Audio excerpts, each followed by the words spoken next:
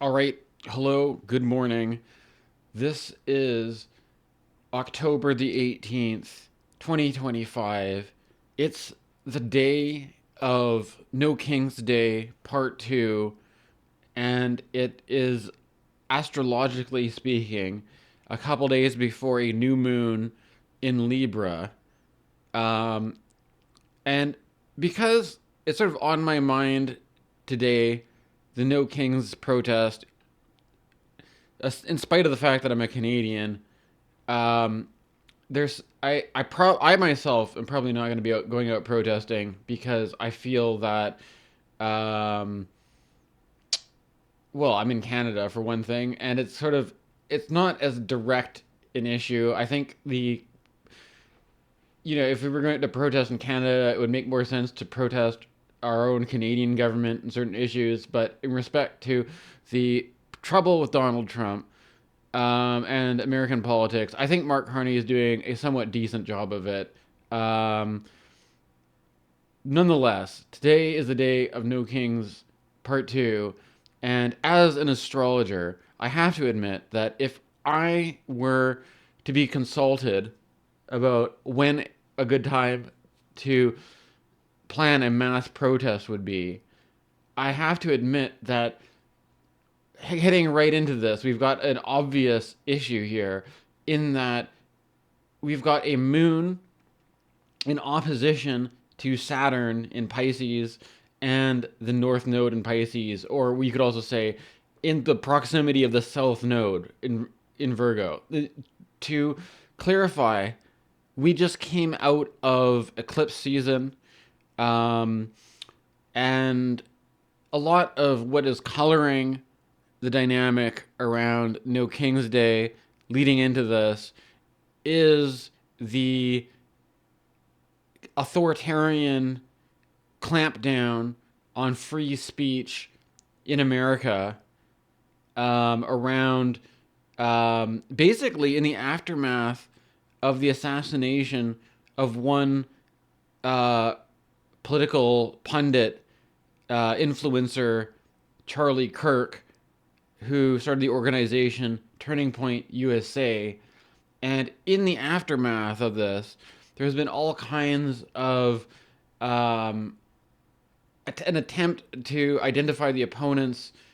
Anybody who has differing political opinions to MAGA as basically being domestic terrorists. Now, what is interesting for me as a Canadian is that, um, since they're primarily concerned with domestic threats, um, and free speech within the national borders, to the extent that Canada is a free country, in the aftermath of all this, there's been a lot of academics who have been fleeing to Canada for the preservation of their free speech and their ability to express themselves and stuff like that. And I'm making this, I'm not an academic, I am an amateur astrologer, basically. Something that has questionable scientific relevance or may not even be respected by the institutions.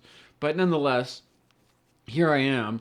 And the problem about this is that, in general, the I don't I don't know if I would, I'm not going to clarify my position too much on this, but let me just say that by observing the trends around progressive, or, um, the what is a popular point of view amongst progressives is usually not, well, actually it's usually not astrology anyways, right? So basically, long story short, I don't think that the people planning No King's Day are intentionally using astrology to time up the when to do the good protest.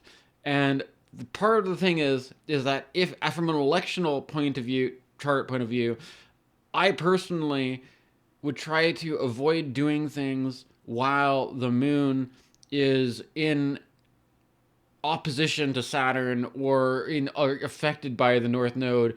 But the thing is that if you look at the archetype of what's going on here, that, Donald Trump is increasingly becoming kind of senile, deranged, demented, perhaps even in his comments about Portland, speaking about Portland as if it was a war zone and that he'd been shown images. It's like, is he living in a kind of like daydream fantasy world and not really experiencing? There's this kind of question about, like, with Pisces especially being a double-bodied sign, and with Saturn in Pisces, there being a kind of like this, the cloudy water of not being able to see clearly what's going on, and perhaps there being a kind of like the school of fishes, a multiplicity of fishes where you not all fish are the same fish, and you catch one fish and be like, oh, I caught all the fish. No, you didn't. You just caught one fish, right? There's some kind of like not seeing the, as Deleuze and Guattari would say, not seeing the pack of wolves, and instead making broad generalizations, broad assumptions, in a kind of old, demented, senile, reductive, narrow-minded point of view, right? And there's also, of course, the Saturn, Neptune, Saturn being the archetype of the limit, the boundary. Sometimes limits and boundaries simply mean duration, right? Sometimes it means things that come to an end. Sometimes it means running out of gas, or like running out of enthusiasm. Depression, Saturn is often associated with depression, feeling low mood.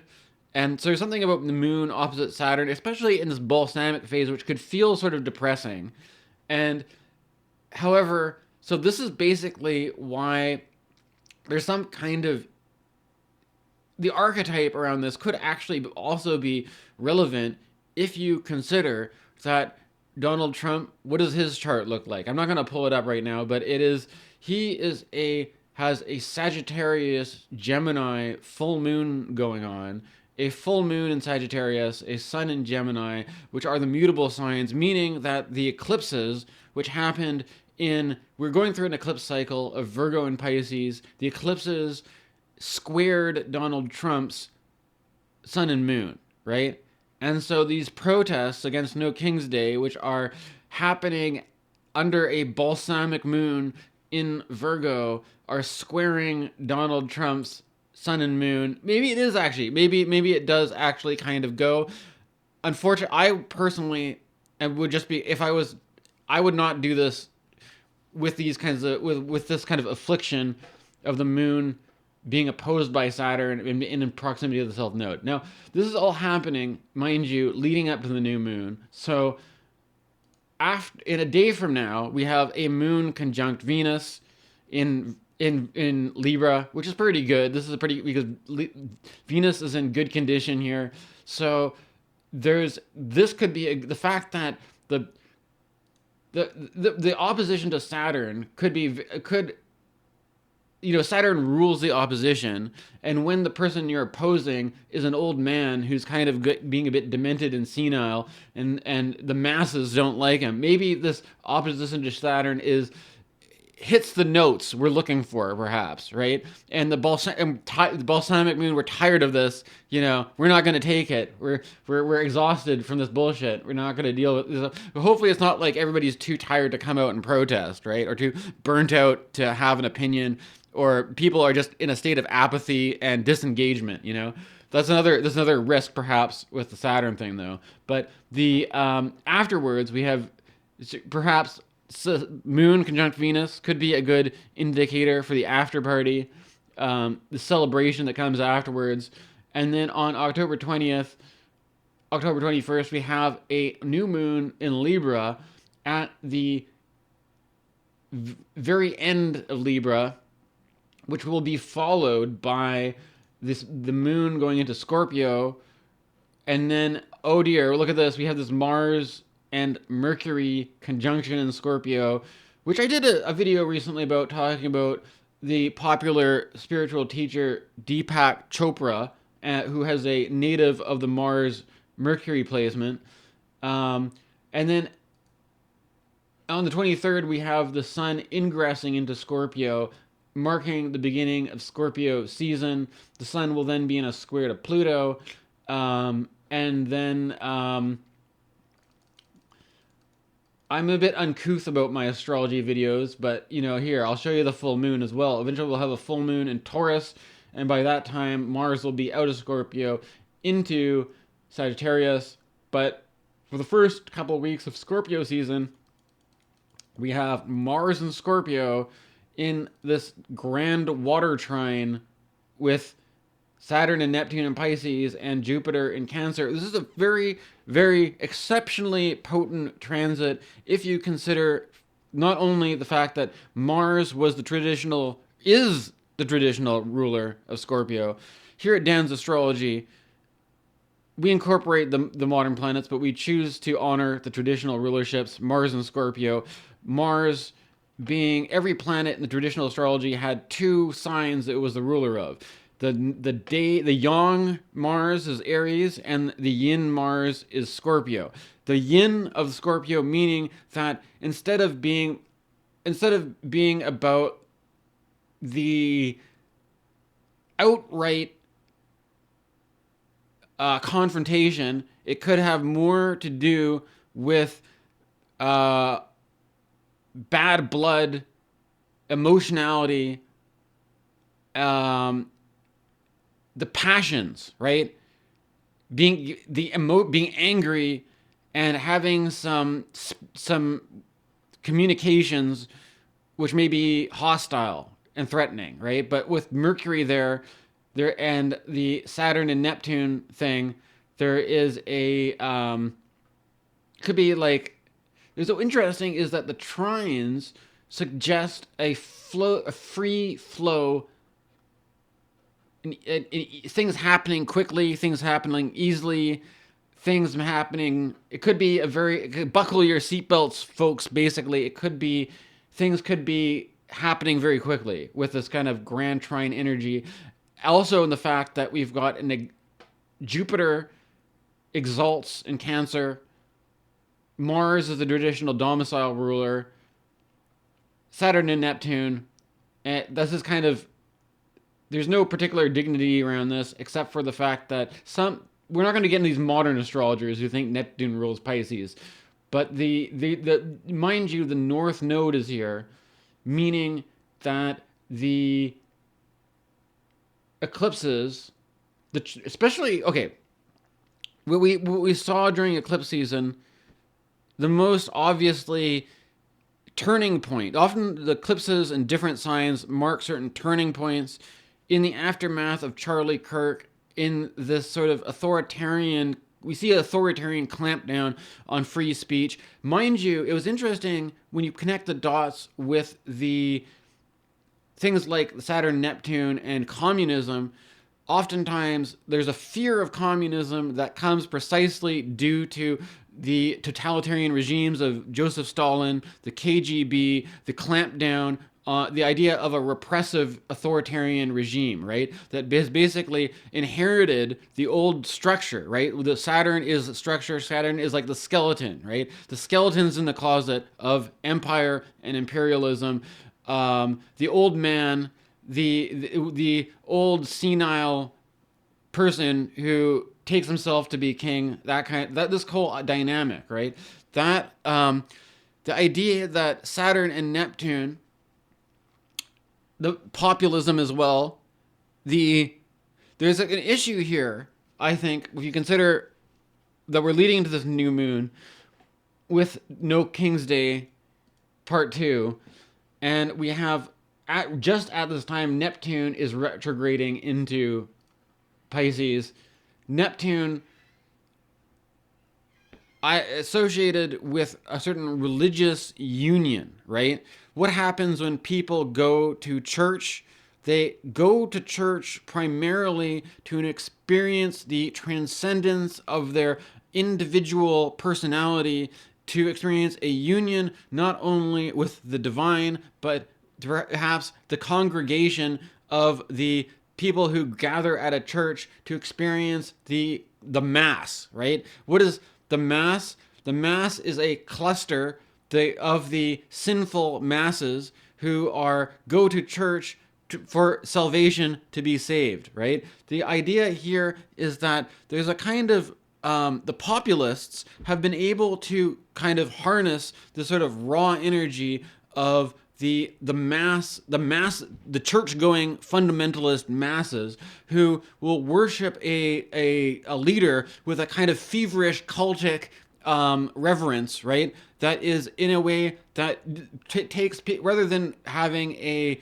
rationalist argument for good leadership. Instead, you have blind cult-like devotion, right? Especially when and then this becomes a thing where it becomes almost like a in-group, the divisions between in-group, out-group, and the polarity becomes accentuated because of there's certain boundary issues here, right? Now, one of the things about the boundary issues, which I find interesting, is that a boundary issue on its own doesn't really mean anything unless you put it into context, right? Now, the thing about Saturn, compared to Jupiter, Saturn stands for restricting, constricting energy, and Jupiter stands for growing energy or altruism, generosity, that kind of thing, right? Now, the idea is with Jupiter is that when you're in a movement of growth and of generosity and expansion, that you are being more generous with your boundaries, in the sense that you instead of being in a contracted state, you are loosening up and you are expanding your boundaries outwards. So the fact that if you're in a position where you're in a leadership position, for example, and you're saying like, what is our responsibility for us to care for, to take to expand our boundaries, to include into our group, that the more we're in that kind of sense of dignity of being in an abundant kind of generous, strong kind of position, we have a wide boundary perspective. So if you take this position of like humans and animals, you could be like, are you going to make policies that are like, okay, favor the humans, but the whole plant and animal world will just enslave them, and we don't have to worry about animal welfare and all this kind of stuff. If you have the more wide boundary you are, the more generous you are to extend sympathy or to improve the quality of life for not just you and your in-group, but outside of your in-group. And that could be whether this is you are hoarding wealth for you and your family, or whether you are contributing to the community, or whether you are trying to plan for the long-term survival of the human race, or whether you are being like, well, what about the total environmental impacts of whatever humans do, and what is thinking at things of a more of a wide boundary ecological perspective, right? Now, the thing about this is there's interesting, because the archetype of boundaries, in this sense, when you are constricted and when you're more under the influence of fear and insecurity, there's a natural kind of pulling back to say, hold on, what if we don't have enough to go around to everybody? Who do we prioritize? And we need to just close in the boundaries, so it's just me and my little in-group of the inner circle of those who I can trust, and those who they're going to be there on my side and be loyal, and then anybody else is fucked, basically. And it's like, it's us versus them, and it's like total war, right? It's like the being peaceful and generous and sharing versus like, who are you with me or are you against me? And then fuck everybody else, right? This is basically what we're seeing. The archetype that's been triggered off by Charlie Kirk is there's a need. You see the fracturing where you need to really know who are your friends, who are your enemies, and you need to be very clear about your boundaries are, because if it's that hostile, you don't want to have. You want to be able to trust your friends and know, and at least your enemies are clearly identified. You don't have enemies in your own camp, right? So with this. And also, if it becomes more ambiguous, it's easy. If you're more, it's easier just to paint the enemy with a broad brush. That if you have, so that everything you start living in this very easy to understand, simple black and white world where there are good guys, bad guys, friends, foes, And so you know what I'm trying to say. There's this kind of thing where it's just like you fall into this hyper. This is what I'm trying to say about Mars and Mercury. I was recently reading more Deepak Chopra, and he was talking about this principle in his book, the Seven Spiritual Laws of Success. He was talking about this thing about like the law of the path of least resistance, or this idea of the idea that success happens with an efficiency of energy, right? And this idea that the more that you are putting your energy into being defensive, right, or you are basically burning up all of this energetic resource to fuel a state of mind that is contractive, that instead of being abundant is to hoard your smog pile of gold against all the enemies and whatever, rather than be a mutual growth and expansion and sharing of abundance. It's the whole thing about this is that in some way this gets twisted around, where they're like, well, we can still be efficient, but we just have to be very efficient in like, identifying the enemy really quickly, right? So it's like anybody who it says anything that criticizes capitalism, terrorist, right? Anybody who says anything about feminism, terrorist, right? Anybody who's an environmentalist, terrorist, right? And then so then you actually have a lot of threats that you're going to be burning out your energy really a lot, because you're surrounded by all these, but you have to at least. You're not wasting any time in uncertainty or ambiguity that you know for sure at least that these people are your enemies. So then you can start to look at people like, if you have like Bolton, the old guy from the Bush years, and maybe this guy is also an enemy, so we need to piss him off as well, right? So basically you need to like create as many I'm kind of being sarcastic here, right? There's this guy, like in what's interesting, I find, about the new moon in Libra is that Libra with Venus there is actually supposedly a good omen for peace. And if you look at the tarot card associated with this decan, it's the Four of Swords, the guy resting, right? I think so. It's like this guy, and with this thing about like choosing your battles, right? And with Jupiter and Cancer, the fourth decan tarot card associated with Cancer is the one where the guy is sitting cross-legged with 3 cups, and then this hand is coming, offering him a 4th cup, but he's not really sure if he can be bothered to take the 4th cup or if he's interested. But there's an opportunity, but the guy is in a kind of position of being idle, passive, maybe not taking the opportunity, maybe he's just going to sit there and wait. Maybe something better is going to come. And what's interesting about this, so it's like we're heading in this particular moment, I think it's kind of like the question is sort of like we're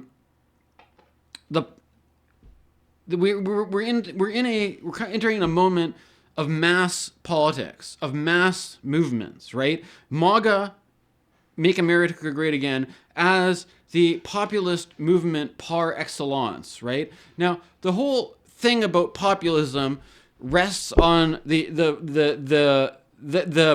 idea that you have a big crowd of people that believe in one thing and that they are legitimate, and that if another group of people believes something else, they're obviously not, there's obviously the mob, the crowd who is totalitarian because it only believes one thing.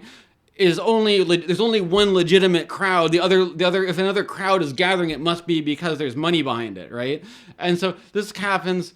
So there's also with Saturn, Neptune, there's the question of illusion, Maya, what's real? Is it a legitimate protest movement? Are they all paid by George Soros, right? That's one of the common criticisms, anyways.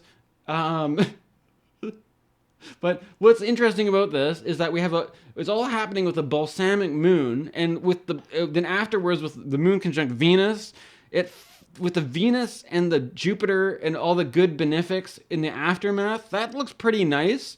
But then we also have this grand water trine energy happening. Mars in Scorpio, Jupiter in Cancer, Saturn and Neptune in Pisces, and in the midst of all this, there's something about this whole thing about defensiveness, where you would say that if you're an American, and the principle of American freedom and democracy is a pretty big deal. It's kind of odd to me when there's a lot of rhetoric going around like, for example, if you're burning a flag, that you have to take away. Donald Trump literally said he was going to take away free speech because he can't have people burning flags because it might incite too much violence, right? But the whole point about the flag is that it's a symbol, right? The American flag specifically being a unique symbol compared to other flags because America was one of the countries that had a revolution against the monarchy to establish certain principles of freedom. And so that the American flag doesn't just represent a nation, it represents a free democracy as opposed to a colony under rule of the king or the monarch. And the No King's Day explicitly addressing this problem, that if the flag itself and it burning is itself a terrible offense, it's only because as a symbol it represents an attack on the principles of freedom and democracy. But if the principles of freedom and democracy don't mean anything anymore, but now we just have empty symbols that that could stand, it's putting the cart before the horse, right? Like you gotta, the flag doesn't really mean anything unless you're standing up for the principles behind it, right? And that if all you have is an empty facade with no value or virtue behind it, you might as well be burning it. It doesn't stand for anything. You've given your principles away in favor of nihilism or in favor of just power for its own sake, wealth for its own sake, greed for its own sake, right? And for this reason, I'm in support of the movement and what it stands for, but I'm not an American. I'm a Canadian, and we have a completely different political position where our politics have more to do with our relation to the monarchy versus the land itself, the value of land, and why the hell is land so goddamn expensive here, versus the profits that can be made off the land, versus where did the land come from? Who owned the land before we got here? And is that even fair to profit? Is it even, if you could make a lot of money, is that even ethical if you're profiting off of land which has been basically aggressively taken from an indigenous population, it's only fair because might makes right, because we could overpower them and take their land from them, right? Or so the problem about this is that even if I'm progressive and even if I admit these are problems, it's still nice to have some fucking land under your feet to stand on, so you're not going to be uprooted and thrown into a migrant refugee camp. You actually have a home, and you actually have a sense of security, you actually have a sense of stability. It's a good thing to have, right? And it doesn't really, to me, this is a whole other issue, right? But the issue here around being defensive is that, in the same sense that it's like you want to, if you're having stability to day by day, I don't have to, if I have my own property, and that if my finances are handled, I don't have to worry about my land being seized, my home being taken away from me. I can live a fairly relaxed and comfortable life, right? Not everybody has this kind of privilege, and because land is the one thing that people are not making more of, that there's huge disparity of wealth and privilege that just comes from having, whether or not you have land under your feet that you can call home, that so it's, I'm not really, what am I trying to say about this? There's some issue here about, it's not, there's also how we identify ourselves with who we are and what we believe in and what our principles are. And in the same way that if you make yourself at home on a piece of land and that land is under attack, if you identify yourself as a progressive or as a leftist or as a feminist or somebody who stands up for whatever belief, and then your position, being able to make yourself at home on that position is under attack, as you can't do that because if you make yourself at home there, you're basically setting up a terrorist encampment or something. You naturally feel inclined to defend that position, right? Or that if you want to make yourself at home in a country because you have principles, because, a free country rather than having an authoritarian, despotic regime, this is also something perhaps you might want to defend, right? But the thing about this is that there's this idea with this Deepak Chopra thing about the new age and vibes and resonance, and this has been criticized by the modern leftists of today, that they don't want things to be all wishy-washy and just about like we're just gonna vibe out to the frequency crystal, man. They want it to be more like a respectable, intellectual, rational thing. But there's something about as if you were to think about having a wine glass where you get your finger wet and you rub the wine glass and it resonates. There's something about this sort of resonant frequency thing, in that there should be something about the truth. This is one of the things that I got from reading Deleuze and Guattari, that the truth is, there's something redundant about it, right?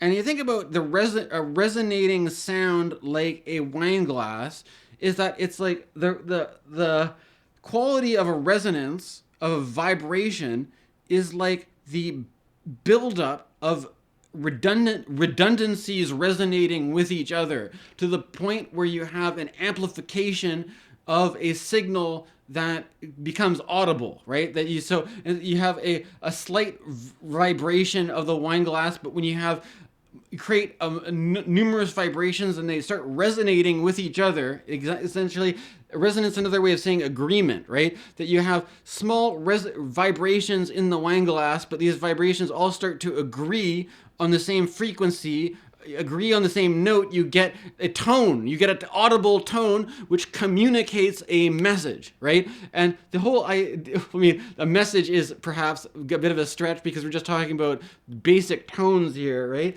But this idea of resonance and frequency and vibration is that there's a kind of, to make this happen, there is a clear pitch, a clear frequency, a clear note that the vibrating, the glass and the air kind of agrees on this one note and pushes the sound into existence, and it as this audible, clear thing that you can hear, and that if somebody is like asks you, do you hear that sound? It's not like people are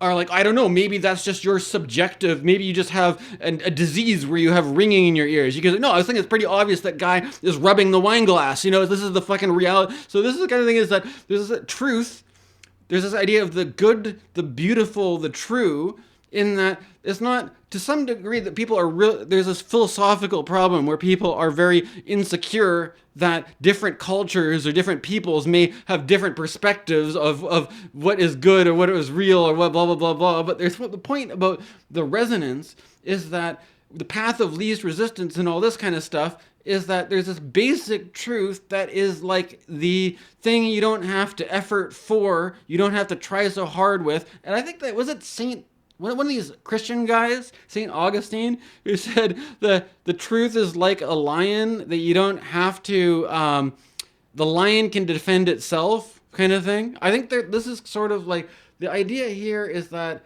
I'm not saying people, I don't know, it's a tricky thing, because it's like, not saying not to go and defend democracy and freedom and principles and all this kind of stuff, but there's some kind of like this kind of the problem about bullshit, and that you could waste a lot of energy trying to unpack or correct things which are just obviously wrong or obviously bullshit.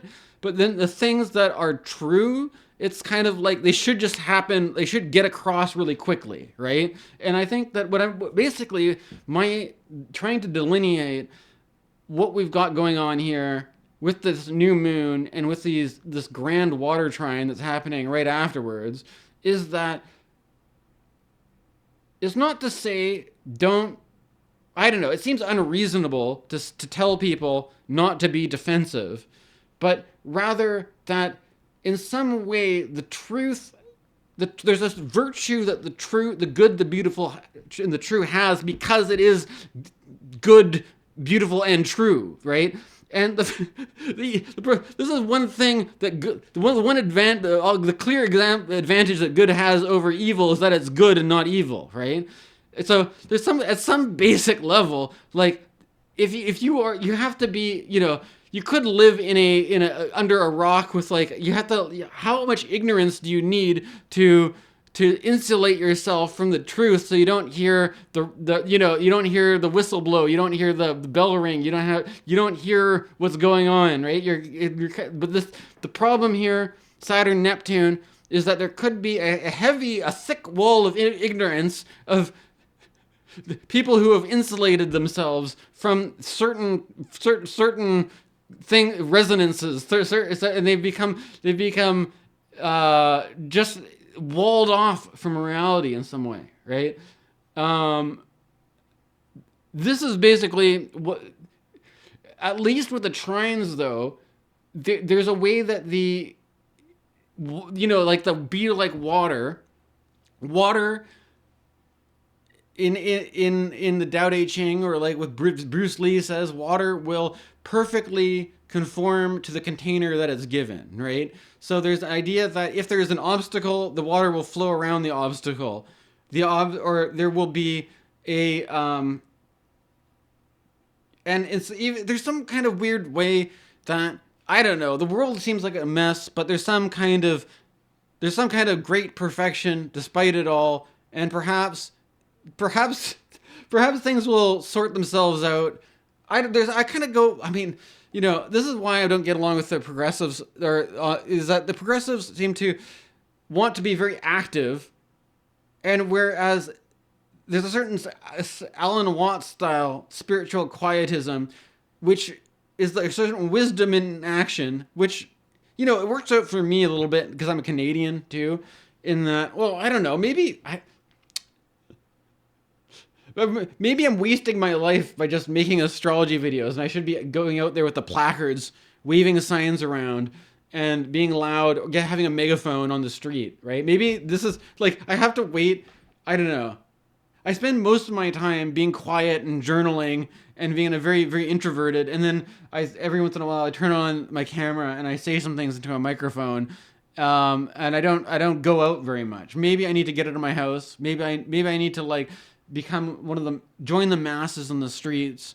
But for now, it's I don't know, it's a rainy day in Canada, it's a rainy weekend, and I'm going to be being cozy and reading books and stuff. And I'm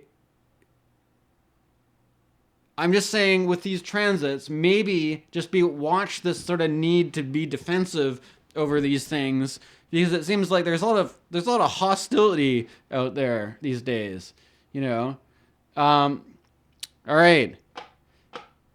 Till next time, keep your stick on the ice. Keep rocking in the free world.